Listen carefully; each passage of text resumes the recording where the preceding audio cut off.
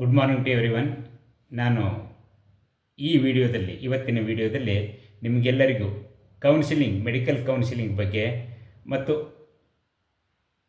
Reservation ಬಗ್ಗೆ, medical ಕೌನ್ಸಿಲಿಂಗ್ನಲ್ಲಿ ಯಾವ ರಿಸರ್ವೇಷನ್ ಫಾಲೋ ಮಾಡ್ತಾರೆ, what are the documents required, ಮತ್ತು what type of reservation is there available for who are taking part in MCC as well as KEA counselling, ಅದರ ಬಗ್ಗೆ ಸ್ವಲ್ಪ information ಕೊಡಲಿಕ್ಕೆ ಈ ವಿಡಿಯೋನ ಮಾಡ್ತಾಯಿದ್ದೇನೆ. ನಿಮ್ಗೆ ಗೊತ್ತಿರುವಂತೆ MCC and state level counselling ನಡೀತದೆ.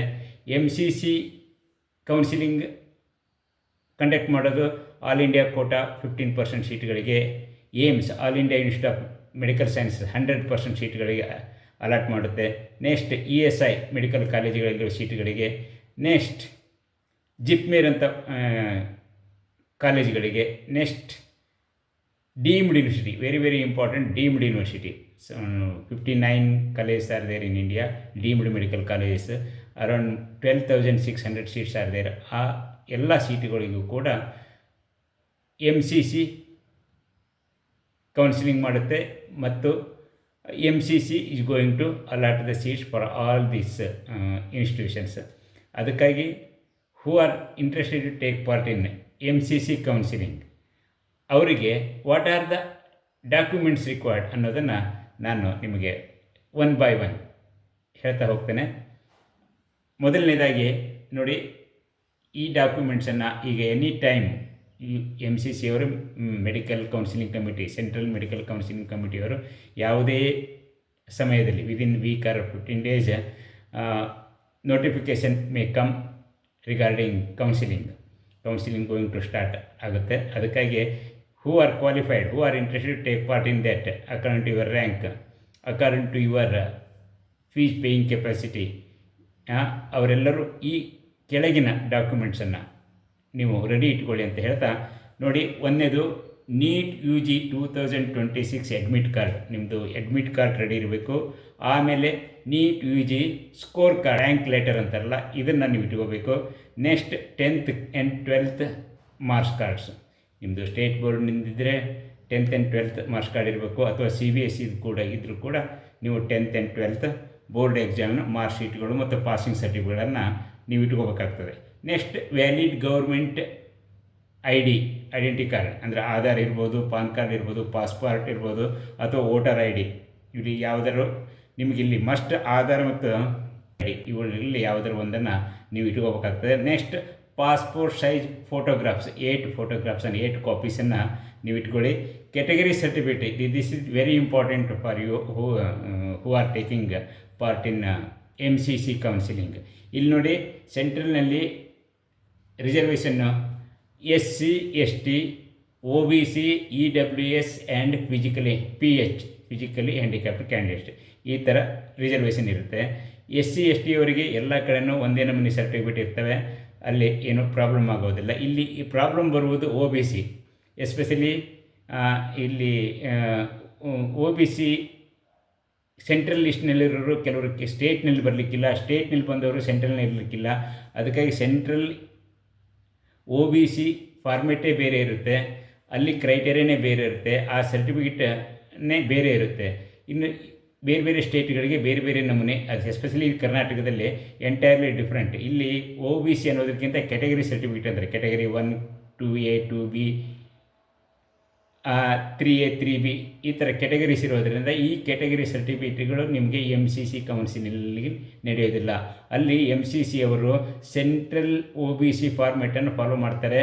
ಆ ಫಾರ್ಮೆಟ್ನಲ್ಲಿ ಇದ್ದ ಸರ್ಟಿಫಿಕೇಟನ್ನು ಮಾತ್ರ, OBC NCL ಸರ್ಟಿಫಿಕೇಟ್ ಮಾತ್ರ ಅವರು ಅಕ್ಸೆಪ್ಟ್ ಮಾಡ್ಕೊಳ್ತಾರೆ. ಅದಕ್ಕಾಗಿ OBC ಕ್ಯಾಂಡಿಡೇಟ್ ಯಾರು who want to claim the reservation, ಅವರು OBC NCL ಅಂದರೆ ನಾನ್ ಕ್ರಿಮಿಲಿಯರ್ ಸರ್ಟಿಫಿಕೇಟ್, ಅಂದರೆ OBC ಸರ್ಟಿಫಿಕೇಟನ್ನು ತಹಸೀಲ್ದಾರ್ನ ತಗೊಂಡು ನೀವು ಕೌನ್ಸಿಲಿಂಗಿಗೆ ರಿಜಿಸ್ಟ್ರೇಷನ್ ಆದ ನಂತರ ನೀವು ಈ OBC NCL ಸರ್ಟಿಫಿಕೇಟನ್ನು ನೀವು ಅಪ್ಲೋಡ್ ಮಾಡಬೇಕಾಗ್ತದೆ. ಅದಕ್ಕಾಗಿ ಇನ್ನೂ ಸಮಯ ಇರುವುದರಿಂದ ಹೂ are having this category certificate, ನೀವು OBC NCL ಸರ್ಟಿಫಿಕೇಟ್ ತೊಗೊಳ್ಳಿ ಅಂತ ಹೇಳಲಿಕ್ಕೆ ಇಷ್ಟಪಡ್ತೇನೆ. ಅದಕ್ಕಾಗಿ OBC NCL ಇಲ್ಲಿ ನೋಡಿ, ಎಂಪ್ಲಾಯೀಸ್ ಚಿಲ್ಡ್ರನಿಗೆ ಒಂದು ಟಿಪ್ಸ್ ಕೊಡ್ತೇನೆ. ನಿಮಗೆ ನಿಮ್ಮ ಪೇರೆಂಟ್ಸ್ ಕ್ಲಾಸ್ 1 ಆಫೀಸರ್ ಆಗಿಲ್ಲ ಅಂತಂದರೆ ಇನ್ಕಮ್ ಎಷ್ಟೇ ಇರಲಿ, ನಿಮ್ಮದು ಇನ್ಕಮ್ಮು ಫ್ರಮ್ ಸ್ಯಾಲ್ರಿ ಎಷ್ಟೇ ಇದ್ದರೂ ಕೂಡ ನಿಮಗೆ OBC NCL ಸಿಗಬೇಕಾಗ್ತದೆ. ಅದಕ್ಕಾಗಿ if your parents are class 1 officers only ನಿಮಗೆ OBC NCL ಸರ್ಟಿಫಿಕೇಟ್ ಸಿಗೋದಿಲ್ಲ.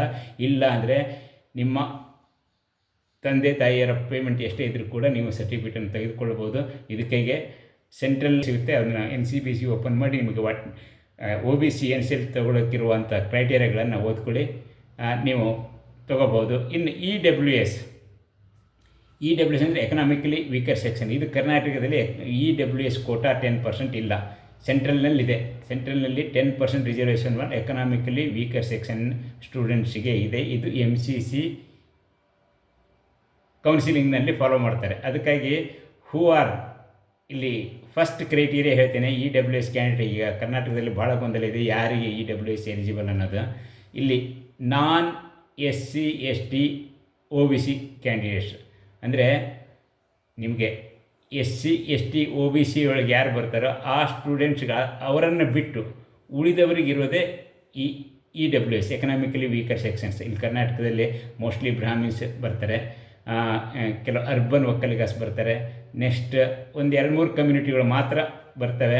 ಉಳಿದವೆಲ್ಲ SC ST OBCಯಲ್ಲಿ ಡಿಫ್ರೆಂಟ್ ಕ್ಯಾಟಗರಿಗಳು ಬರೋದರಿಂದ ಅವರು ಈ EWSಗೆ ಎಲಿಜಿಬಲ್ ಇಲ್ಲ.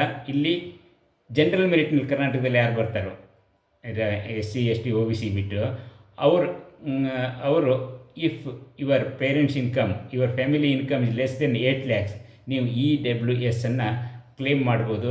ಇಲ್ಲಿ EWS ನೀವು ಕ್ಲೇಮ್ ಮಾಡಿದರೆ SC ST ಅನ್ನು ಬಿಟ್ಬಿಡೋಣ, OBCಗಿಂತ ಈ EWS ಸರ್ಟಿಫಿಕೇಟಿಗೆ ವ್ಯಾಲ್ಯೂ ಜಾಸ್ತಿ ಅಂತ ಹೇಳ್ಬೋದು. ಯಾಕಂದರೆ ಕಟ್ ಆಫ್ ಕಡಿಮೆ ಬರ್ತದೆ, ಕಾಂಪಿಟೇಷನ್ ಕಡಿಮೆ ಇರ್ತದೆ, ಪಾಪ್ಯುಲೇಷನ್ ಕಡಿಮೆ ಇದೆ EWS ಕ್ಯಾಟಗರಿಗಳು ಬರುವಂಥವ್ರು. ಅದಕ್ಕಾಗಿ ಕ್ಲೇಮ್ ಮಾಡೋರು ಕಡಿಮೆ ಇರೋದರಿಂದ ಲೋ ಕಟ್ ಆಫಿಗೆ ನಿಮಗೆ ಮೆಡಿಕಲ್ ಸೀಟ್ಗಳು ಸಿಗೋ ಚಾನ್ಸ್ ಇರೋದರಿಂದ ನೀವು ಇನ್ನೊಂದು ಸಲ ಹೇಳ್ತಿದ್ದೇನೆ, ಯಾರು SC ST OBC ಅಲ್ಲ ಕರ್ನಾಟಕದಲ್ಲಿ ಮತ್ತು ಯಾರ ಪೇರೆಂಟ್ಸ್ ಇನ್ಕಮ್ಮು 8 ಲಕ್ಷದೊಳಗಿದೆ ಅವರು EWS ಸರ್ಟಿಫಿಕೇಟನ್ನು ತೆಗೆದುಕೊಳ್ಬೋದು ಅಂಥೇಳಿ. ಇದನ್ನು ನೀವೇನಾದರೂ ಅಪ್ಲೋಡ್ ಮಾಡಿದರೆ ಅಥವಾ if you submit to MCC definitely you are going to be benefited in the seat allotment in the counselling ಅಂತ ಹೇಳಲಿಕ್ಕೆ ಇಷ್ಟಪಡ್ತೇನೆ. ಅದಕ್ಕಾಗಿ OBC ಮತ್ತು EWS ಇವು 2 ಕ್ಯಾಟಗರಿಯವರು ನಿಮಗೆ ಇಲ್ಲಿ OBC ಅವರು ಕ್ಯಾಟಗರಿ ಸರ್ಟಿಫಿಕೇಟ್ ತೆಗೆದುಕೊಂಡು ಇದನ್ನು ಸಬ್ಮಿಟ್ ಮಾಡೋದ್ರಿಂದ ನಿಮಗೇನು it will be rejected MCC ಒಳಗೆ. ಅದಕ್ಕಾಗಿ ನೀವು ನಿಮಗೆ most of the employees children are eligible for this. ನೆನಪಿಟ್ಕೊಳ್ಳಿ, ನಿಮ್ಮದು ಇನ್ಕಮ್ ಈಸ್ ಇರಿಲೆವೆಂಟ್. ಯಾಕಂದರೆ ಸ್ಯಾಲ್ರಿ ಇನ್ಕಮನ್ನು ತೆಗೆದುಕೊಳ್ಳಲೇಬಾರದು. ವಿದೌಟ್ ಸ್ಯಾಲ್ರಿ ನಿಮ್ಮದು ಇನ್ಕಮ್ 8 lakhs ಜಾಸ್ತಿ ಇದ್ದರೆ ಮಾತ್ರ ನಿಮ್ಗೆ ಅದು ಸಿಗೋದಿಲ್ಲ. ಕ್ಲಾಸ್ 1 ಆಫೀಸರ್ ಆಗಿರ್ಬಾರ್ದು, ಅಥವಾ ಬೋತ್ ಯಾರು ತಂದೆ ತಾಯಿ ಇಬ್ಬರು ಕ್ಲಾಸ್ 2 ಆಫೀಸರ್ಸ್ ಆಗಿದ್ದರೆ, ಅದು directly recruited class officers, promotion ಅಲ್ಲ, ಡೈರೆಕ್ಟ್ಲಿ ರಿಕ್ರೂಟೆಡ್ ಕ್ಲಾಸ್ 2 ಆಫೀಸರ್ಸ್ ಅಂದರೆ ಕ್ಲಾಸ್ B ಆಫೀಸರ್ಸ್ ಆಗಿದ್ದರೆ ಅಪ್ಪ ಅಮ್ಮ ಇಬ್ಬರು ಕೂಡ ಅವ್ರಿಗೆ ಬರೋದಿಲ್ಲ. ಇಲ್ಲಿ 2 ನೆನ್ಪಿಟ್ಕೊಳ್ಳಿ, ತಂದೆ ತಾಯಿ ಕ್ಲಾಸ್ 1 ಆಫೀಸರ್ ಆಗಿರಬಾರ್ದು, ಅದು below 40 age. Next both the parents ಅಂದರೆ ತಂದೆ ತಾಯಿ ಇಬ್ಬರು class 2 officers directly recruited ಆಗಿರಬಾರ್ದು. Promotion ಆಗಿದ್ದರೆ ಅವ್ರ ಮಕ್ಕಳು ಕೂಡ ಎಲಿಜಿಬಲ್ಲು. ಅದಕ್ಕಾಗಿ ಇದನ್ನು ನೆನಪಿಟ್ಕೊಂಡು OBC ಸರ್ಟಿಫಿಕೇಟ್ ತೆಗೆದುಕೊಳ್ಳಿಕ್ಕೆ ಟ್ರೈ ಮಾಡಿ. ಇನ್ನು EWSನವರು ಕೂಡ ನೀವು ಸರ್ಚ್ ಮಾಡ್ಕೊಳ್ಳಿ, ನಿಮ್ಮ ಕಮ್ಯುನಿಟಿ ನೇಮ್ ಸೆಂಟ್ರಲ್ ಲಿಸ್ಟ್ನಲ್ಲಿ OBC ಲಿಸ್ಟ್ನಲ್ಲಿ ಇದೆಯೋ ಇಲ್ವೋ ಅಂತೇಳಿ. ಅಕಸ್ಮಾತ್ OBC ಲಿಸ್ಟ್ನಲ್ಲಿ ನಿಮ್ಮ ಕಮ್ಯುನಿಟಿ ಇಲ್ಲ ಅಂದರೆ you are eligible to get EWS certificate. That is difference between OBC and EWS. ಇನ್ನೊಂದು ಸಲ ಹೇಳ್ತಾ ಇದ್ದೇನೆ, ನಿಮಗೆ who are having doubt about their caste, they should check if their community is not there in central list of OBC ಅಂದರೆ ನೀವು eligible for EWS if your parents income is less than 8 lakhs. ಇದು ನೆನ್ಪಿಟ್ಕೊಳ್ಳಿ. ಅದೇ ರೀತಿ OBC ಅವರು ಕೂಡ ಇಲ್ಲಿ ಯಾವುದೇ ಕ್ಯಾಟಗರಿಗಳು ಬರಲಿ, ಅವರ ಏನು TC ಒಳಗೆ ಅಥವಾ ಅವರ ಕಮ್ಯುನಿಟಿ ಕ್ಯಾಸ್ಟ್ ನೇಮ್ ಅದು ಸೆಂಟ್ರಲ್ ಲಿಸ್ಟ್ನಲ್ಲಿದ್ದರೆ ಮಾತ್ರ ನೀವು OBC NCLಗೆ ಎಲಿಜಿಬಲ್ಲು. ಈ 2 ಸರ್ಟಿಫಿಕೇಟನ್ನು ಕರ್ನಾಟಕದ ಸ್ಟೂಡೆಂಟ್ಸ್, ಕರ್ನಾಟಕದ ಕ್ಯಾಂಡಿಡೇಟ್ಸ್ ಸರಿಯಾಗಿ ತೆಗೆದುಕೊಂಡು ನೀವೇನಾದರೂ ಸಬ್ಮಿಟ್ ಮಾಡಿದ್ರೆ you will be benefited in MCC counselling. ನೆನ್ಪಿಟ್ಕೊಳ್ಳಿ, MCC ಕೌನ್ಸಿಲಿಂಗ್ ರಿಸರ್ವೇಷನ್ ಬಗ್ಗೆ ನಾನು ಹೇಳಿದ್ದನ್ನು ನೀವು ಫಾಲೋ ಮಾಡಿದರೆ you will be benefited in MCC counselling.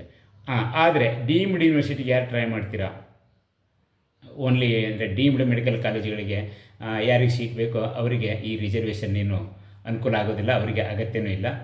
ಉಳಿದ ಡಾಕ್ಯುಮೆಂಟ್ಸನ್ನು ನೀವೆಲ್ಲ ರೆಡಿ ಇಟ್ಕೊಳ್ಳಿ. ನಾನು ಹೇಳಿದ ಡಾಕ್ಯುಮೆಂಟ್ಸನ್ನು ಇಟ್ಕೊಳ್ಳಿ. ಅದೇ ರೀತಿ ನೀವು ಇದು ರಿಸರ್ವೇಷನ್ ಏನಾದರೂ ಕ್ಲೇಮ್ ಮಾಡಬೇಕಿದ್ರೆ SC ST OBC ಮತ್ತು EWS ಫಿಸಿಕಲಿ ಹ್ಯಾಂಡಿಕ್ಯಾಪ್ಡ್ ಸರ್ಟಿಫಿಕೇಟ್ ಏನಾದ್ರು ಇದ್ದರೆ ನೀವು ಅಪ್ಲೋಡ್ ಮಾಡಿ while applying for registering for counselling in MCC. ಸರಿಯಾಗಿ ಮಾಡಿಕೊಂಡು ಸರಿಯಾಗಿ ಎಲ್ಲ ಅನುಕೂಲವನ್ನು ತೆಗೆದುಕೊಳ್ಳಿ ಅಂತ ಹೇಳ್ತಾ ಗುಡ್ ಲಕ್ ಹೇಳ್ತಾ ನಾನು ಈ ವಿಡಿಯೋನ ಮುಗಿಸಿದ್ದೇನೆ. Thank you very much for watching.